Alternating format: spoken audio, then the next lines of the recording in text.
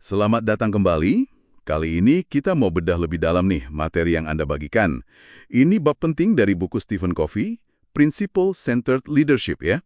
Bab 15 soal 7 masalah kronis di organisasi. Betul sekali, kita akan fokus ke sana. Oke, jadi tujuan kita kali ini, kita coba bongkar ya 7 isu mendasar yang seringkali, ketutup sama masalah harian yang lebih kelihatan, gitu.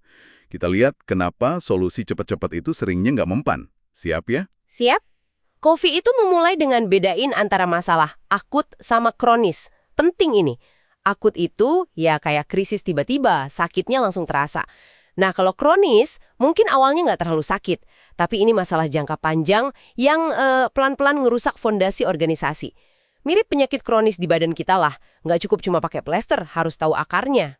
Nah, iya ya. Kadang kita kan pengennya beres cepet ya. Kebiasaan itu kebawa juga ke kantor. Padahal, Covey bilang, kalau masalahnya kronis, ya harus gali lebih dalam. Jadi, apa aja nih 7 masalah kronis yang dia maksud? Ada polanya nggak sih? Polanya ada banget. Dan seringkali ujung-ujungnya itu soal fondasi dan arah. Masalah pertama itu nggak ada visi dan nilai bersama. Ini bukan cuma soal ada nggaknya tulisan misi di dinding loh, tapi apakah visi dan nilai itu beneran hidup, dipahami, dijalanin sama semua orang di semua level.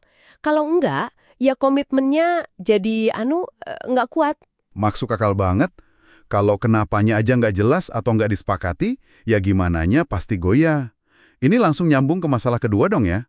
Soal nggak ada jalur strategis yang jelas. Isi pasar, nggak lihat lingkungan luar. Apa ya, Covey nyebutnya stream, arus kenyataan gitu.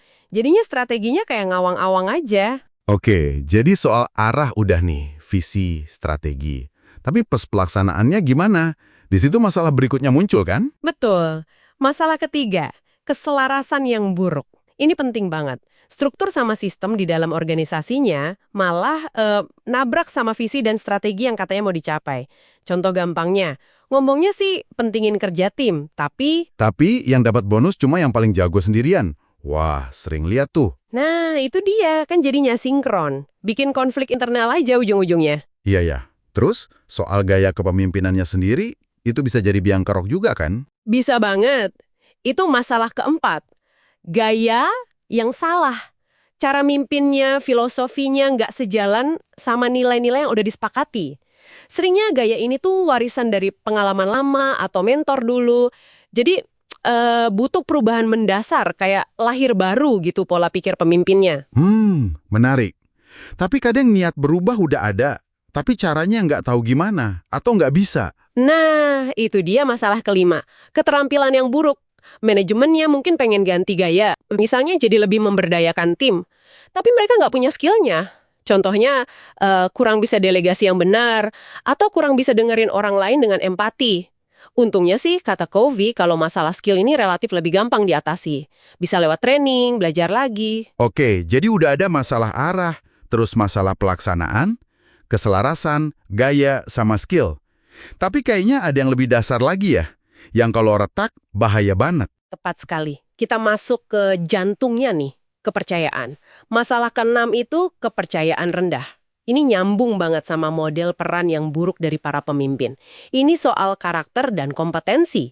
Kalau karakternya cacat atau nggak konsisten omongan sama tindakan, Covey nyebutnya duplikasi, ya udah kepercayaan luntur. Rekening bank emosionalnya minus terus. Waduh. Dan kalau udah nggak ada kepercayaan, susah ya mau bangun apa-apa yang awet. Ini kayaknya nggak bawa kita ke masalah terakhir ya, yang paling fundamental ya. Iya, puncaknya semua masalah ini ya yang ketujuh, nggak ada integritas. Baik itu di level pribadi pemimpinnya maupun di organisasinya secara keseluruhan. Ini intinya adalah gagal hidup sesuai sama nilai-nilai yang dianut atau diomongin. Kalau orang atau perusahaan yang nggak punya integritas, gimana coba mau bangun kepercayaan? Gimana mau muasin stakeholder? Covey sampai nyaranin para bos buat ngaca dan nanya ke diri sendiri. Saya ini punya integritas nggak sih? Jadi ketujuh masalah ini tuh bukan daftar biasa ya, tapi kayak jaringan yang saling kait-mengait. Kalau cuma nanganin gejalanya aja tanpa lihat akarnya, ya nggak bakal sembuh penyakit kronisnya ini ya. Persis. Intinya itu keselarasan total. Dari nilai dan visi, turun ke strategi, terus diwujudkan lewat struktur, sistem, gaya mimpin skill, dan semuanya itu harus dibangun di atas fondasi kepercayaan sama integritas. Kalau cuma sibuk mademin kebakaran kecil-kecil tapi abai sama masalah kronis ini, ya ibaratnya ngobatin batuk tapi nggak sadar ada masalah paru-paru serius. Terus, apa nih artinya buat kita semua, buat Anda yang dengerin? Pesan Covey ini kuat banget ya. Kesehatan organisasi itu mirip kesehatan badan, butuh perubahan gaya hidup, perubahan fundamental, bukan cuma obat sementara. Dan seringkali, mulainya itu dari cara pandang pemimpinnya sama integritas pribadinya. Mungkin ya, langkah awal yang paling berguna adalah coba deh kenali pola-pola kronis ini di sekitar Anda. Ada nggak sih yang rasanya, kok mirip ya sama di tempat saya? Mengidentifikasinya itu bisa jadi langkah pertama menuju perbaikan yang beneran, bukan cuma solusi instan yang kelihatannya bagus tapi sebenarnya semu.